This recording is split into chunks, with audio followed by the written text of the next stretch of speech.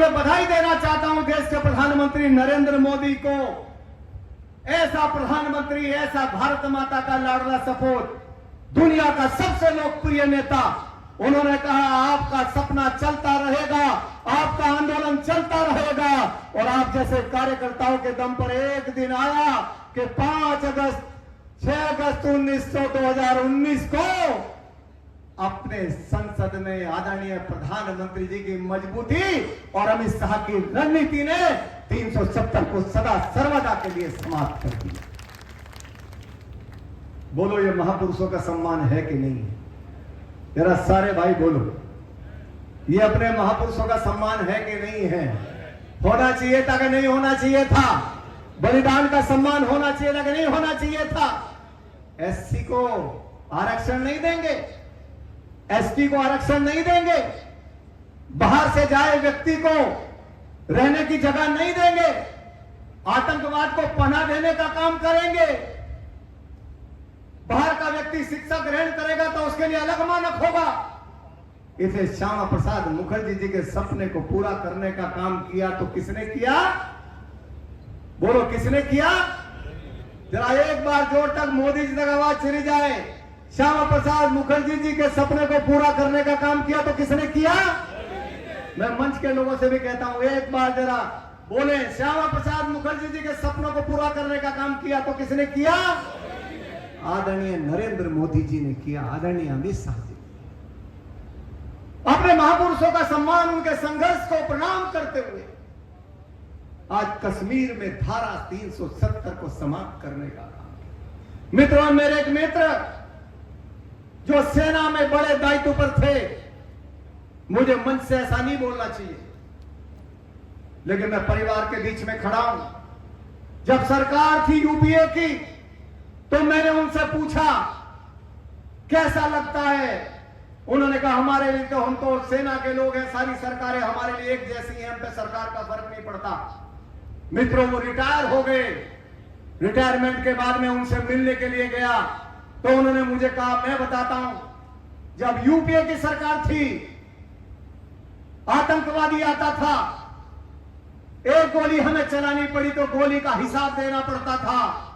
आतंकवादी आए, कैंप के अंदर घुस गए, हमारे 4 भाइयों को शहीद कर दिया, मुझे एक गोली चलानी पड़ी, उस गोली का खोखा दिखाना पड़ता था। आज इस देश में श्यामा प्रसाद मुखर्जी जी के विचारों पर चलने वाली सरकार मोदी सरकार है। एक गोली उधर से चलती है तो हम 1000 गोली चलाने का काम करते हैं। ये विचार है श्यामा प्रसाद मुखर्जी जी। जब जरा सी जरूरत पाकिस्तान ने की तो मुझे याद है आदरणीय प्रधानमंत्री जी भाषण दे रहे थे दादरी के अंदर हरियाणा में। किसी पत्रकार ने पूछा, मोदी जी अब आप क्या करोगे? तो मोदी जी ने मंच पर कहा था, ये आज की बात नहीं है, 5 साल पुरानी बात है। तो मोदी जी ने कहा था, अब हमारे जवान करेंगे सबको फ्री है, सेना फ्री जो चाहेगी करे। आप बोलो ये किसके विचारों से चलने वाली सरकार?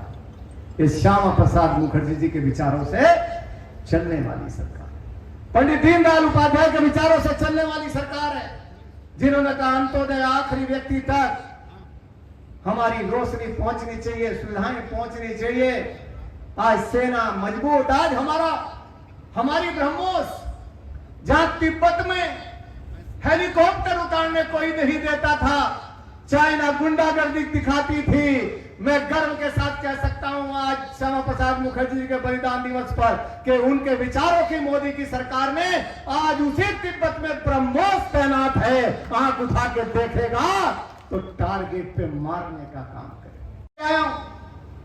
कि जो श्यामा प्रसाद मुखर्जी जी का सपना, पंडित दीनदयाल उपाध्याय जी का सपना, हमारे सांसद जी अभी गए हैं, दोनों विधायक हमारे बैठे हैं, हमारे चेयरमैन बैठे हैं, अन्य हमारे जनप्रतिनिधि, जिला पंचायत सदस्य बैठे हैं। जो हमारे महापुरुषों का सपना है, उन महापुरुषों के सपनों को पूरा करने का काम अंत्योदय तक आज हमारी सरकार करने में लगी। आज योगी आदित्यनाथ जी के रूप में एक शानदार, जानदार, एक ईमानदार मुख्यमंत्री हमें मिला। 2.5 लाख करोड़ रुपए का बजट था। पढ़े लिखे लोग बैठे, इसलिए बताना चाहता हूं क्या है श्यामा प्रसाद मुखर्जी और दीनदयाल जी के विचार। 2.5 लाख करोड़ रुपए का बजट था 2017 में उत्तर प्रदेश की सरकार का। बजट का मतलब हम समझते हैं ना, जो पूरी आमदनी है साल भर की वो हमारी बजट है, और उस साल भर के बजट को हम फिर खर्च करते हैं विकास के कार्यों में। 2.5 लाख करोड़ रुपए का बजट था उत्तर प्रदेश जैसे राज्य का जब 17 में समाजवादी पार्टी की सरकार थी, 16 में, 17 में आपकी सरकार आई, और अभी दोनों हमारे लोकप्रिय विधायक बैठे हैं। हमारे यशस्वी मुख्यमंत्री योगी आदित्यनाथ जी ने जब 24 का बजट पेश किया तो 2.5 लाख करोड़ के बजट को 8 लाख करोड़ रुपए में बदलने का काम किया तो योगी आदित्यनाथ जी ने किया। जरा एक बात बताइए, 2.5 लाख करोड़ से 8 लाख करोड़ ये कहां जा रहा था बीच का माल? जरा बताओ ना भाई, जरा सारे भाई बोलो। 2.5 लाख करोड़ से 8 लाख करोड़ ये कहां जा रहा था 17 से पहले?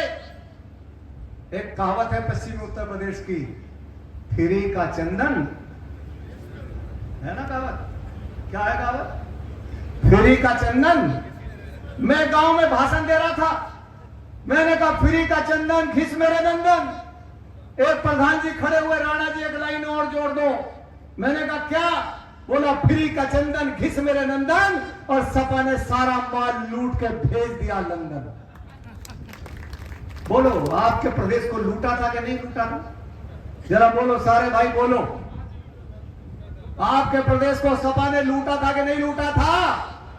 अरे लोहिया जी की बात करते हैं। लोहिया जी ने कहा है यदि पहला विरोध है तो राजनीति में परिवारवाद का, वहां तो पूरा ही परिवार बैठा है। महापुरुषों का जो सम्मान नहीं करता वो कभी महापुरुष नहीं बन सकता। जो इतिहास को याद नहीं रखता वो कभी इतिहास बना नहीं सकता। इसलिए भारतीय जनता पार्टी रोज नया इतिहास बना रही है, क्योंकि वो अपने इतिहास को याद रखती है, अपने महापुरुषों को याद रखती है।